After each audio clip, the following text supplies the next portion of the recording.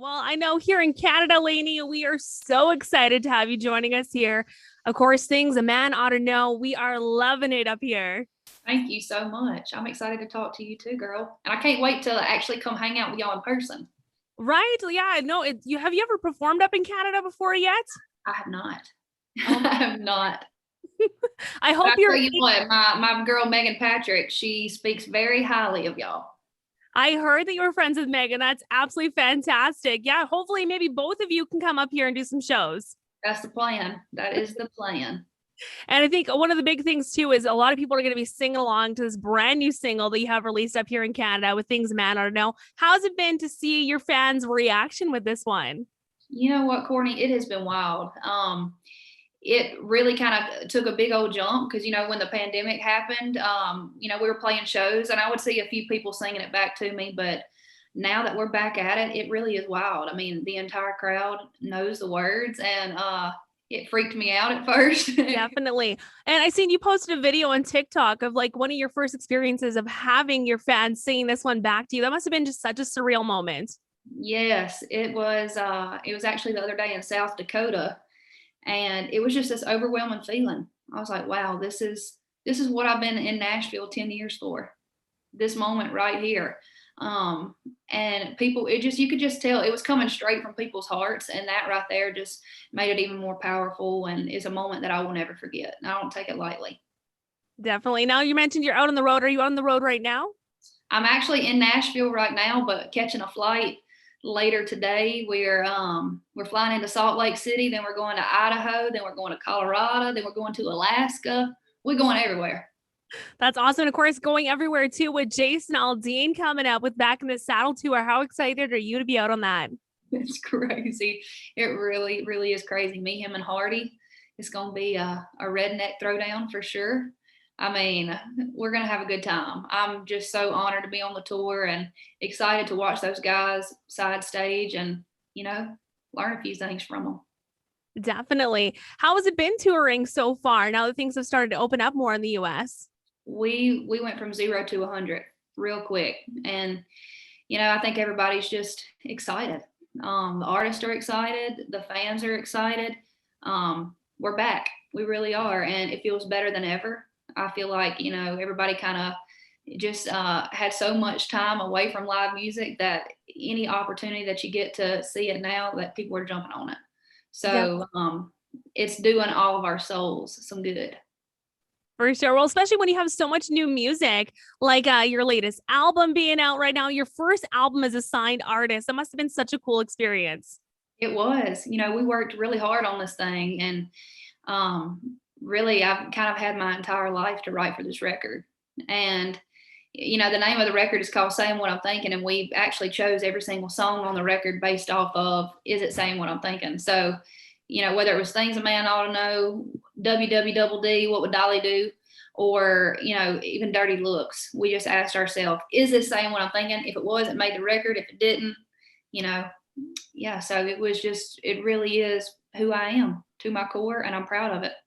Definitely. Now, I'm glad you mentioned What Would Dolly Do. Has Dolly had a chance to hear this song yet and gotten back to you at all about it? She has.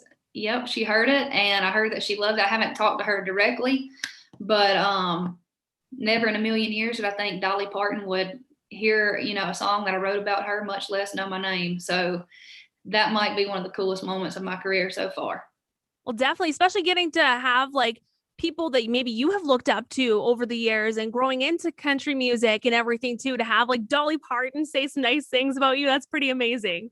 It's wild. It is. I mean, Dolly can do no wrong. So what made you decide to get into music then? So I'm from a town in Northeast Louisiana of 300 people, and country music really was just a way of life for us. I mean, we could not escape the sounds of country music, and we lived out every single line of those country songs, and it's just kind of in my DNA. I wrote my first song when I was 9 years old.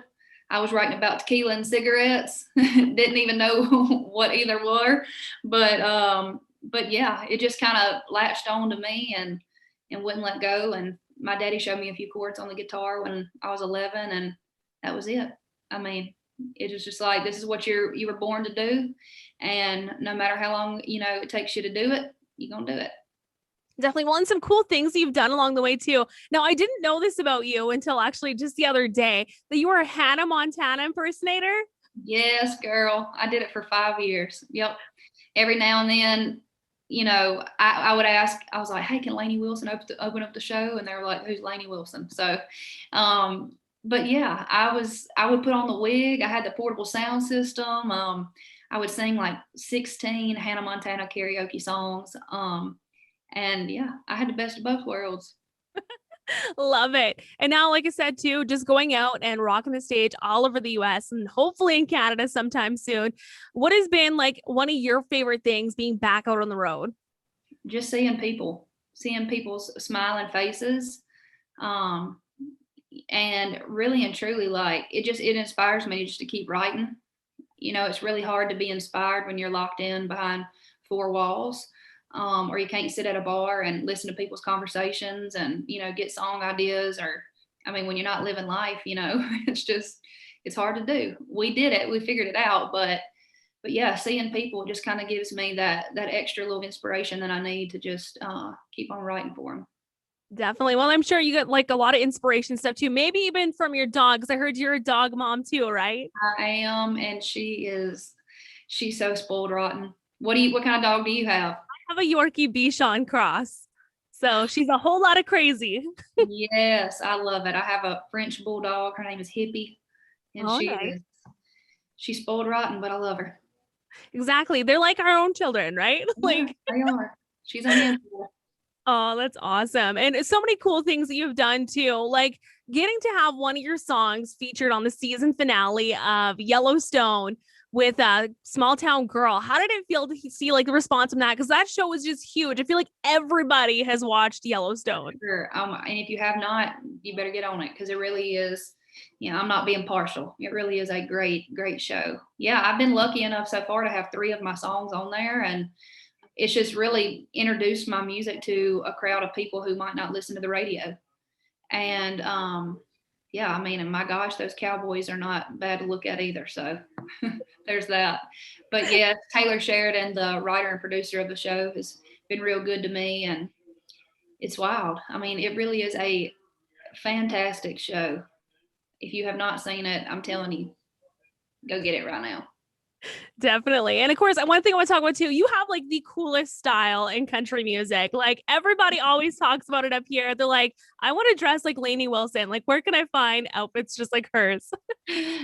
Vintage shops, antique malls, literally anywhere and everywhere. I just kind of pull pieces from everywhere and just kind of throw it together. It really is fun. I mean, I feel like I get to do something crazy every day, and this is just another way for me to be able to express myself. So, and today I just didn't really feel like brushing the top of my hair, so I wore a bandana. What has been your best find that you found at a thrift store? Because I know, like you said, you just do a lot of shopping at thrifting and like antique malls and stuff. I find a lot of my like button up, like big collar 70s looking shirts at vintage shops. So yeah, you can never go wrong with a good quality. Like if it's lasted that long, I mean, if it's still in like tip top shape and it was made in the 70s, like it's gonna last you another 30 years. So really, you can't go wrong. Exactly. And no one will be dressed up the same as you too, right? You're right. One of a kind. Somebody probably died in it, but that's okay. Oh my goodness. Well, Lainey, I won't keep you too much longer here. Is there anything that you want to say to your fans up here in Canada about your latest single, and just looking forward to seeing you out here and hopefully touring up in Canada sometime soon? For sure. Well, first of all, I can't wait to meet y'all. We are so dang excited to come up that way, and I know we'll be doing it soon. And yeah, I'm excited to put some faces to names, and it's going to be great. So hopefully me and Megan Patrick can do some stuff together. That's going to be a little bit of trouble, but it will be fun. And thank y'all so much for loving the single Things a Man Ought to Know, and keep calling, requesting it. I love y'all. Can't wait to meet you. That's awesome. Well, you know what? A little bit of trouble is all good. We'll have you and Megan Patrick anytime here in Saskatchewan. I love it. We'll be there. Awesome. Lainey, thank you so much for chatting with me today. It was so great to get to meet you. You too, Courtney. Have a good one.